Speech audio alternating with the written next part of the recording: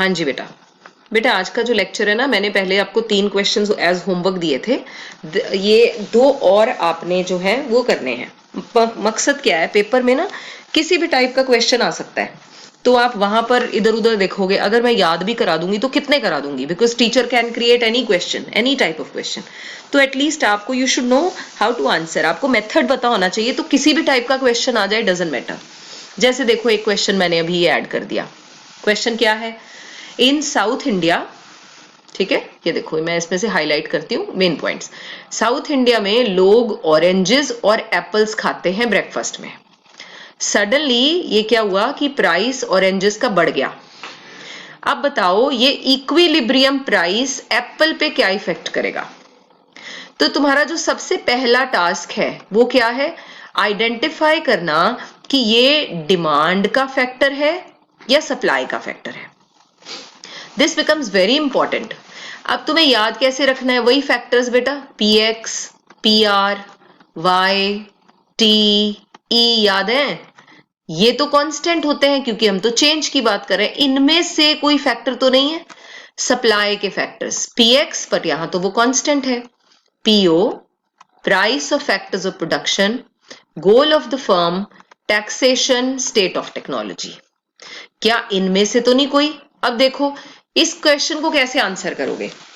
अब सबसे पहले आप आइडेंटिफाई करो भी भाई ये क्या, इसका सेंस क्या बनता है, ये डिमांड से रिलेटेड है या सप्लाई से। So I am sure you will get your answer, it is related to demand and that to related goods. तो पहले काम क्या है, ढूंढना डिमांड इफेक्ट हो रहा है कि सप्लाई। फिर डिमांड हो गया, फिर ढूंढना which factor. So we are here, हमने पिक कर लिया ये सब्स्टिट्यूट गुड्स है। तो हम आंसर कैसे शुरू करेंगे, हम आंसर शुरू करेंगे कि भाई ऑरेंजेस और जो एप्पल्स हैं दे आर सब्स्टिट्यूट गुड्स।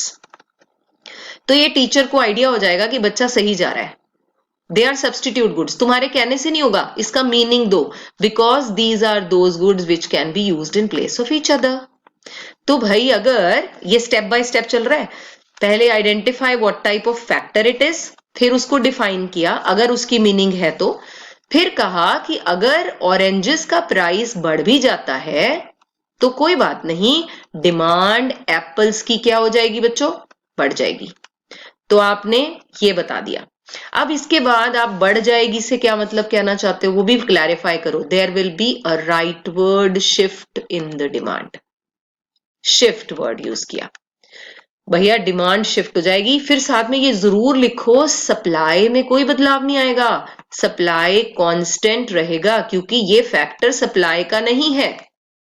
समझ गए। और याद रहे rarest of the rare case में दोनों मूव होते हैं।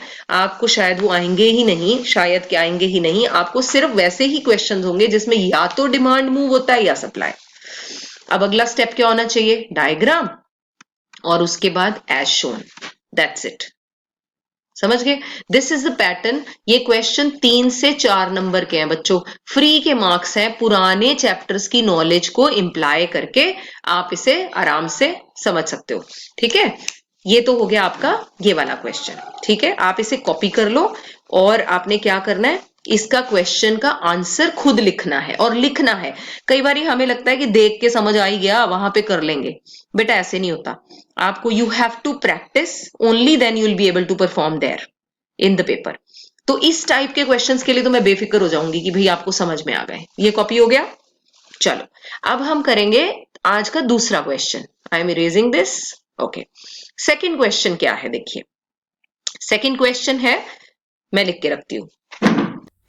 तो ये आ गया हमारा दूसरा आज का question. Okay, so this question says कि भाई नॉर्थ इंडिया में, चलो इसके कीवर्ड्स जैसे ही पेपर में देखा कीवर्ड्स अंडरलाइन करते हैं। कहते हैं वो वीट उगाते हैं और सारे नेशन को सप्लाई करते हैं। ठीक है, फ्लड आ गया नॉर्थ इंडिया में, तो अब ये इक्विलिब्रियम प्राइस को कैसे इफेक्ट करेगा, वीट के, क्योंकि एक ही कमोडिटी की बात कर रहा है। इक्विलिब्रियम प्राइस से पता चला ये लास्ट चैप्टर का क्वेश्चन है। अब सबसे पहली कहानी वही सेम है, चूज करना ये डिमांड को इफेक्ट कर रहा है या सप्लाई को। सोच के देखो किसको इफेक्ट कर रहा है, डिमांड या सप्लाई। कुछ लोगों के मन में आता है डिमांड। क्यों, अगर मार्केट में या कहीं खेतों में फ्लड आ जाए तो हम खाना कम खाना शुरू कर देते हैं। नहीं, तो ये तो नहीं है, सप्लाई। क्योंकि flood will adversely affect the supply of wheat, है ना। तो सबसे पहली लाइन में आप यही लिखोगे कि भैया जो फ्लड है वो उसे एडवर्सली इफेक्ट करने वाला है, जिसकी वजह से क्या होगा, सप्लाई शिफ्ट हो जाएगी, किधर, लेफ्टवर्ड शिफ्ट हो जाएगी। अब आपने ऐसा लिख के अपनी टीचर को ये बता दिया कि मुझे क्वेश्चन समझ में आ गया। बस अब इसमें और ज्यादा कुछ है ही नहीं लिखने के लिए। बनाओ डायग्राम और फिर एज शोन में अपने डायग्राम को इलेबोरेट कर दो, दैट्स इट। अब एज शोन हमेशा ही डील करता है एक्सेस डिमांड है कि एक्सेस सप्लाई, फिर प्राइस में क्या चेंज है, और फिर इक्विलिब्रियम क्वांटिटी या प्राइस कैसे बदल गया। आई एम श्योर आपको बहुत बात समझ में आ गई। और इस तरह के कोई भी टाइप के क्वेश्चंस अगर आ जाते हैं, आई एम श्योर आप आंसर देने के लायक होंगे। ठीक है, so this was all about this particular lecture. चलें आगे। चलो, अब हमने कल जो किया था उस पे आते हैं। हमने कल डिस्कस किया, एक सेकेंड, ये क्या आ गया, होल्ड ऑन। अब जो बेटा हमने पिछले लेक्चर में पढ़ा था वो क्या था, हम डिस्कस कर रहे थे कि demand both demand and supply increases, दोनों बढ़ रहे हैं। फिर हमने कहा भाई देयर कैन बी 3 केसेस, दोनों का प्रोपोर्शन सेम है, यानी डीडी का राइज बिल्कुल सेम है एसएस के राइज से, ये हम कर चुके हैं। ठीक है, फिर आया डीडी का rise is more than SS rise. तीसरा हम करेंगे डीडी का rise is less than SS का rise. So let us start with the second case. ठीक है, चलो पहले मैं सेकंड केस को, हमने फर्स्ट केस कर लिया था, सेकंड केस आपने लिख लेना है। लिखो title case 2, this is case 2, heading लिखा केस 2 और फिर ये हेडिंग बना दिया डीडी का rise is more than SS का राइज। बस ये बना के छोड़ दो, फिर मैं आपको डिक्टेट करती हूं। चलो हेडिंग लिख लिया। अब पहले डायग्राम सीख लो, बनाना नहीं, पहले हमने लिखना है फिर बनाना है, लेकिन सीख लेते हैं कैसे बनेगा। चलो ये देखते हैं, ये हमने बनाया, आपने अभी नहीं बनाना, पहले देखना है। ये तो आसान है, एक डीडी बनाया, अपवर्ड स्लोपिंग सप्लाई ग्राफ बनाया, एक्स एक्सिस वाई एक्सिस तो लिखने ही है, वाई ये है हमारा प्राइस, यहां क्या लेते हैं हम, क्या लेते हैं, क्वांटिटी एक्सचेंज्ड, याद आ गया।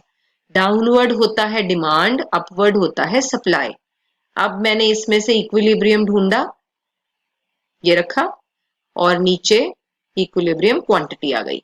ठीक है राजे, OP is the price, OQ is the quantity, E is the equilibrium point where DD and SS meets.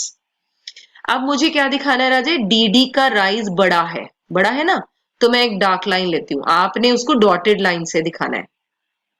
दिखना चाहिए कि DD का इंक्रीज बड़ा है, दिख रहा है, ये है SS का इंक्रीज। ठीक है, नजर आ रहा है ना। अब देखिए ये है D डैश, बड़ा इंक्रीज, ये है S डैश, छोटा इंक्रीज, लेकिन इंक्रीज है। अब मैं अगर ये देखना चाहूं कि इसमें एक्सेस डिमांड है या एक्सेस सप्लाई, तो कैसे पता चलेगा। लेट्स टेक, वही मन में बनाएंगे हम या पेपर पे बनाते हैं। पहले 60 यूनिट्स थे, 60 सप्लाई होते थे, यानी ये जो क्यू है ये 60 पर है से। अब डीडी ज्यादा से बढ़ गया, से डिमांड 100 हो गई लेकिन सप्लाई 70 हुई, यानी ये 10 से बढ़ा और ये ज्यादा से बढ़ गया। अब अगर आप इसको देखते हो बच्चा, तो किसका नंबर बड़ा है, 100 ऑफ कोर्स 70 के मुकाबले। तो कौन बड़ा है, 100 किसको बिलोंग करता है, डिमांड को। तो सिचुएशन क्या हुई, एक्सेस डिमांड।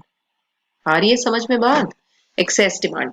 और हमेशा याद रखो जब जब एक्सेस डिमांड होती है there is a competition among buyers, हुआ, प्राइस क्या होगा, बढ़ना चाहिए। फिर हम लिखते हैं डिमांड कॉन्ट्रैक्ट, फिर प्राइस के बढ़ने से सप्लाई एक्सपैंड और नया इक्विलिब्रियम आ गया। यही स्टोरी है जो लिखनी है, लेकिन ये ढूंढनी भी आनी चाहिए। आपको समझ में आ रही है मैं क्या कह रही हूं, ऐसे बना लेना आपने, ये पेपर में भी ऐसे ही बनता है अगर बनाना पड़े, वैसे स्केड्यूल जरूरत ही नहीं होती, लेकिन फिर भी आपको पता चले। ठीक है, अब देखिए क्या प्राइस बढ़ रहा है, ये तो ग्राफ खुद ही आंसर दे देता है। ये देखो, ये नया इक्विलिब्रियम है ना, देखो ये कहां पे है, कहां पर है, हायर प्राइस में, और क्वांटिटी भी क्या हो रही है, बढ़ रही है। ये देखिए, this is P dash.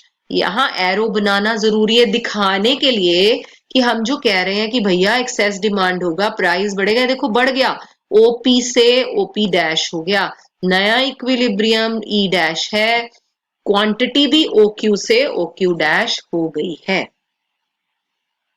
I am sure the point is clear, है ना। तो इस तरह से आपने ये आंसर करना है, अभी बनाना नहीं, पहले लिखो answer. Case two, case two ये वाला है, केस टू लिख लिया आपने, हेडिंग पहले लिखिए। अब देखो इसका आंसर लिखना कितना आसान है, इसको रट्टा मारने की जरूरत ही नहीं है। पता है हम क्या लिखते हैं आंसर में, कि भैया ये जो पुराना डीडी है ये पुराने एसएस को एक पॉइंट ई पर कट करता है, और ई के इस तरफ चले जाओ तो ओपी इक्विलिब्रियम प्राइस हो जाता है, और ओ क्यू इक्विलिब्रियम क्वांटिटी। पहले ये लिखा, फिर बोला नया डीडी जो कि ज्यादा प्रोपोर्शन से बड़ा है, और फिर नया एस एस जो एस डैश है, ये दोनों ई डैश पे मीट करते हैं, और ये क्या करते हैं, प्राइस को ओपी से ओपी डैश बना देते हैं और क्वांटिटी को भी बढ़ा देते हैं, तो ये क्वांटिटी का एरो आ गया। बस यही लिखना है, तो जो बन रहा है वही लिखना है ना, इसका मतलब इसमें रट्टा मारने वाली बात नहीं है, हाँ पैटर्न समझने वाली जरूर है। चलो लिखो, DD is initial demand curve, DD is initial demand curve and SS is initial supply curve, and SS is initial supply curve which intersects at point E, which intersects at point E, that is market equilibrium, that is market equilibrium. Corresponding to market equilibrium, corresponding to market equilibrium, there is equilibrium price, that is OP. There is equilibrium price, that is OP, जो पुराने वाला है, okay? And equilibrium quantity, that is OQ.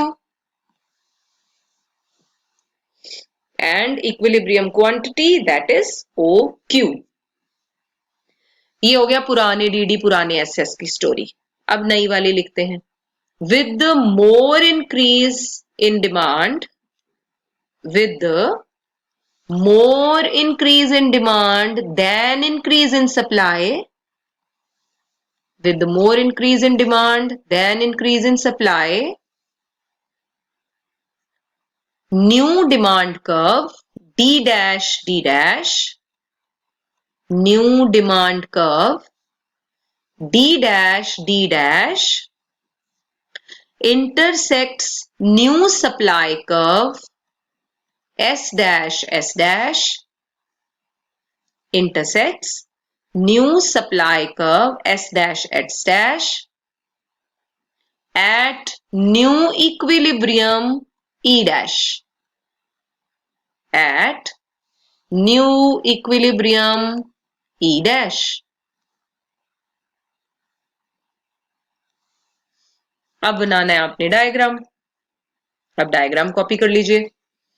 Diagram में ध्यान रहे कैसे बनाए, आई am sure पता है, ये जो मैंने डब्बे से बनाए ये आपने नहीं बनाने, कॉपी करो। ये नहीं बनाने ऐसे वाले, बस ओ क्यू डैश एरोज सब बनने हैं, ये नहीं बीच में खिचड़ी बनानी, ठीक है। जल्दी से डायग्राम कॉपी करिए, पॉज करके कर लो बेटा, मैं आगे बोल रही हूँ आंसर, फिर आप इसे क्लिक करके बना लेना।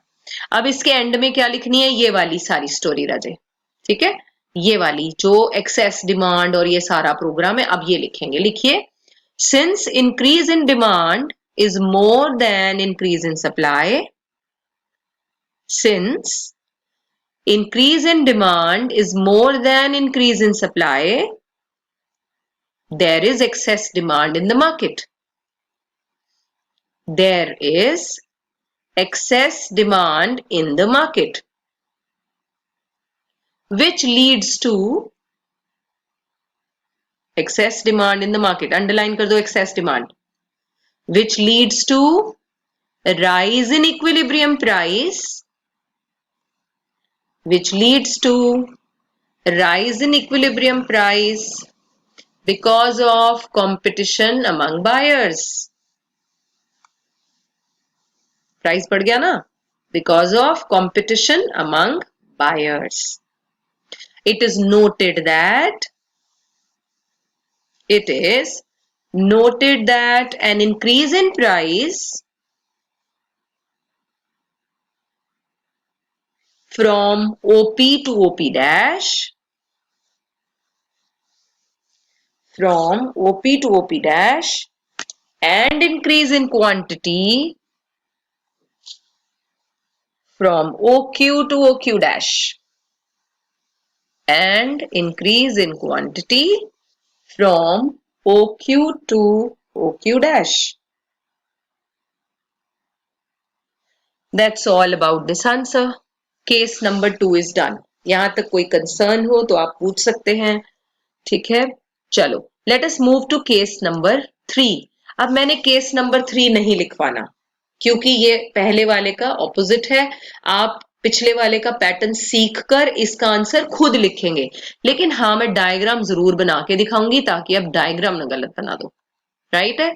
चलो फिर वेट करो, पहले आप एक काम करो, आप भी रफ में डायग्राम बनाओ एंड लेट्स मैच कि आपका और मेरा डायग्राम ठीक है कि नहीं, मतलब आपको आ गया कि नहीं।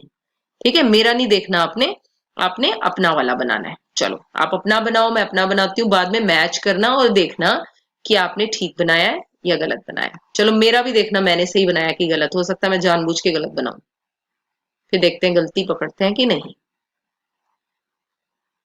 इसको ऐसे रखा मैंने, आप अपना बनाओ। चलो लेबलिंग भी करनी है बेटा सारी, नीट होना चाहिए डायग्राम आपका।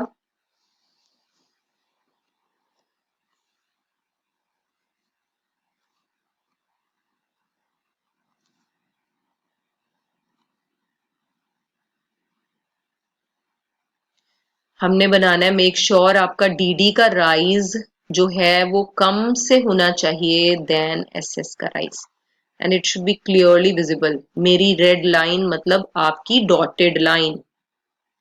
अच्छा ये भी लिखो कि इससे एक्सेस डिमांड हो रहा है या excess supply. Check.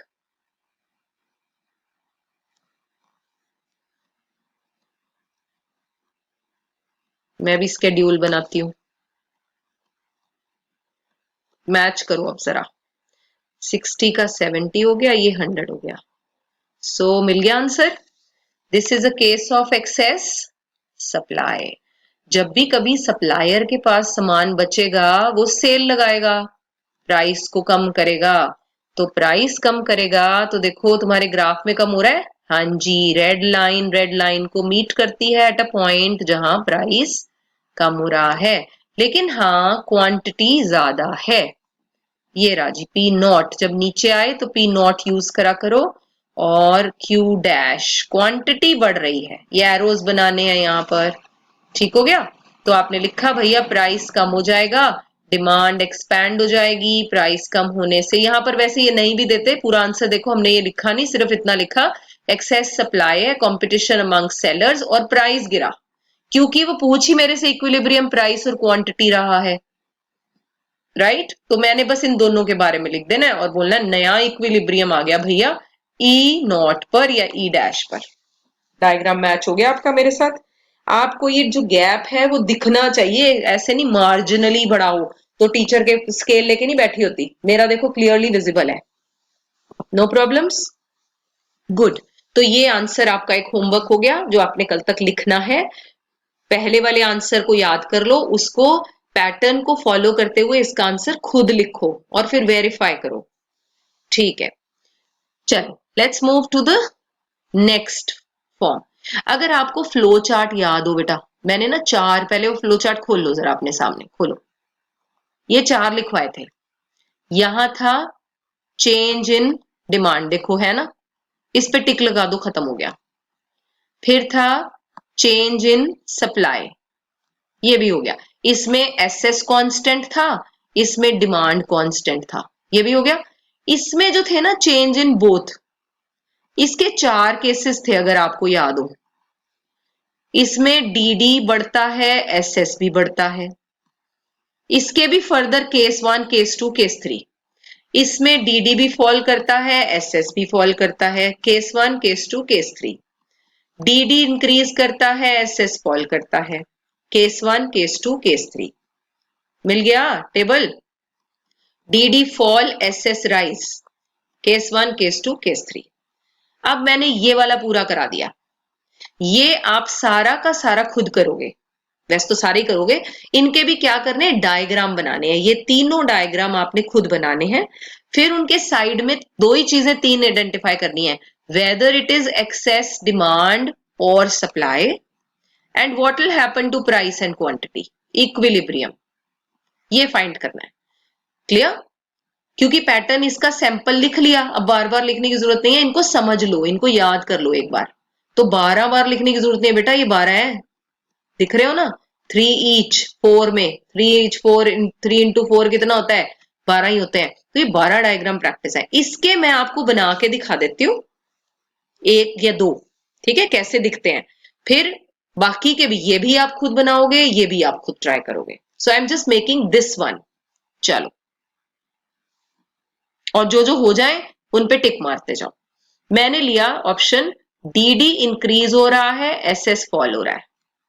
There can be 3 cases. Case number 1, DD का इंक्रीज इक्वल है एसएस के फॉल से। पहले ये बनाते हैं, आप अपना बनाओ फिर मैच करो मेरे साथ, क्या ये मैच हो रहा है, बना के देखो। चलो, मैं अब इस पे x axis y axis label नहीं कर रही हूं। ओके, ये हो गया, ये हो गया। अब मैं इसको डिफरेंट कलर से, डीडी बढ़ रहा है मतलब राइटवर्ड शिफ्ट, एसएस गिर रहा है leftward shift but with the same proportion. So be careful, the proportion should be equal. ये पुराना equilibrium, D D dash arrow से शो करो बढ़ रहा है कि कम हो रहा है। वैसे तुम्हारी ये डॉटेड लाइन होगी तो पता चल जाएगा, ठीक है। This is OP, this is OQ. Clear? अब देखो इसका स्केड्यूल क्या है। इसका स्केड्यूल है 60-80, डिमांड बढ़ी से 90 हो गई, नहीं 60-60 है, ये 80 थोड़ी था, इक्विलिब्रियम पे तो बराबर थे ये दोनों। 60-60, ये 30 से बढ़ा और ये 30 से गिर गया, क्योंकि बराबर प्रोपोर्शन से हो रहा है ना बेटा, बात समझ रहे हो। ये इसका आधा कर लिया मैंने, 60 का 30, तो भैया ये 50% से बढ़ गया और ये 50% से गिर गया, सेम प्रोपोर्शन हो गया। वो ठीक है, तो ये नंबर किसका बड़ा है, 90 की 30? 90 किसका है, 90 एक्सेस डिमांड।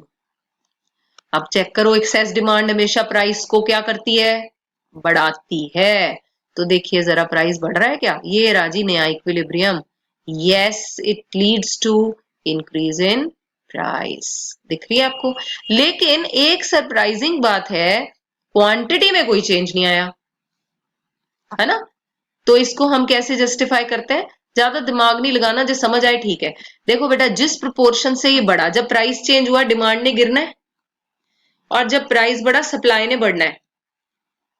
तो अगर दोनों ऐसे लेते हैं, यहां से चले थे, एक इधर गया, ये इधर गया, इक्वल डिस्टेंस ट्रेवल किए, जब वापस मुड़ना है कुछ टाइम के बाद, है ना, सेम टाइम पे ये वापस मुड़ा और ये भी वापस मुड़ा, तो सेम पॉइंट पे ही मिलेंगे ना आके, कॉमन सेंस है।